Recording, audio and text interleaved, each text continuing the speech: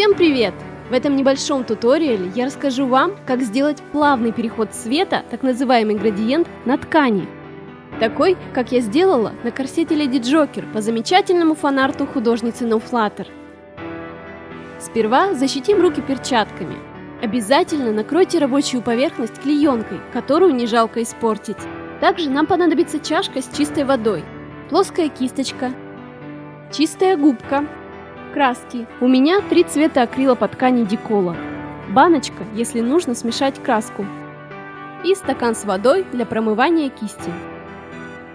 Ну и конечно, нам понадобится ткань. Это должны быть уже выкроенные детали костюма. Цвет ткани подбираем по самому светлому участку градиента. Но я все равно советую сперва опробовать покраску на отдельном кусочке, так вы лучше поймете свойства материала. Так как я не нашла подходящую краску оранжевого цвета, я смешиваю ее сама. Тщательно перемешиваем. Цвет должен быть достаточно яркий, так как в процессе мы будем разбавлять его водой.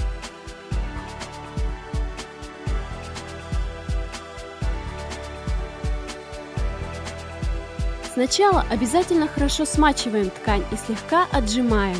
Не забудьте определить лицевую сторону.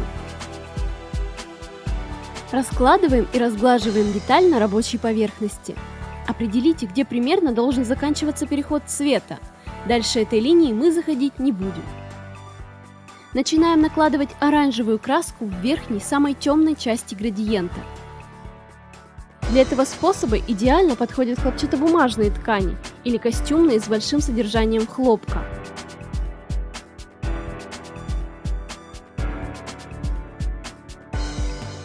Теперь при помощи мокрой губки, не забывая про уровень перехода, начинаем растушевывать краску. Осторожно придерживайте ткань, чтобы не дать ей сдвинуться и предотвратить складки.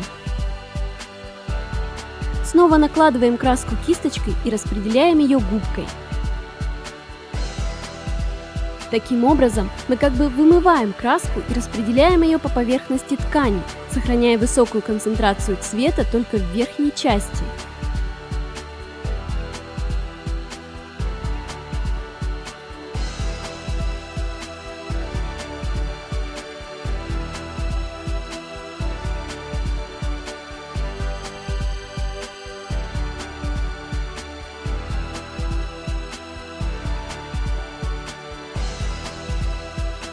Обязательно промывайте губку, когда распределяете цвет по направлению к светлой части градиента.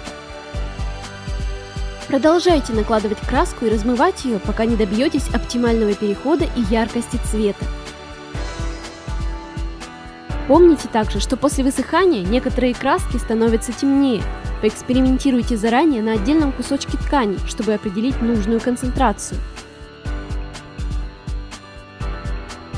Поверхность, на которой вы работаете, должна быть гладкой и чистой, а сама ткань хорошо выглаженной. Любые заломы могут проявиться после высыхания светлыми полосками, а также покрашенную ткань очень сложно прогладить, поэтому избегайте любых складок.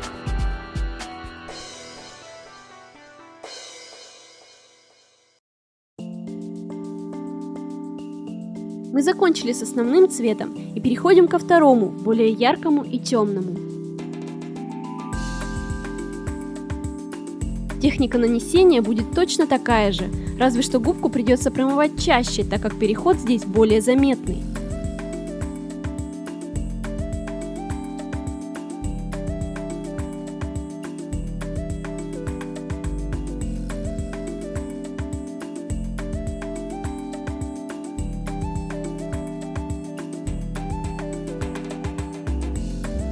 Придерживая нижнюю часть ткани, будьте очень осторожны, она должна оставаться чистой. И вот мы закончили с покраской и оставляем ткань сушиться. Чтобы ускорить процесс, я использую обычный фен. Сушим очень аккуратно, направленным потоком воздуха. Я советую сменить или промыть перчатки, чтобы случайно не оставить отпечаток, это может испортить всю работу. Обязательно придерживайте ткань, иначе ее сдует.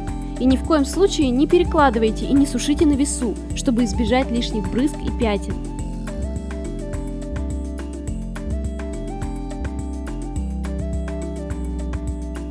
Смотрим на наш результат. Получилось неплохо, но я вижу места, которые можно исправить и сделать переход более плавным, а цвет ярким. Поэтому я проведу второй этап покраски. Сперва тщательно протираем рабочую поверхность и меняем воду. Снова смачиваем нашу ткань, только теперь не отжимаем, чтобы не помять окрашенный участок. И повторяем покраску. Теперь я уже примерно знаю, какие участки мне нужно подкрасить. Не волнуйтесь, уже высохшая краска не смоется.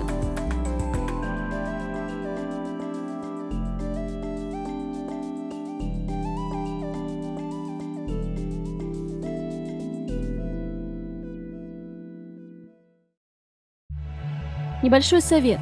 Если вам нужно продублировать деталь, сделайте это после покраски, иначе дублерин будет отходить от мокрой ткани и создавать морщины и складки, которые скажутся на конечном результате.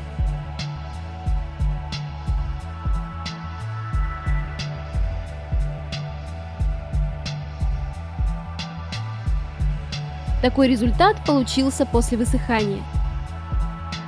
Переход ярче и ровнее предыдущего. Однако я поторопилась во время сушки.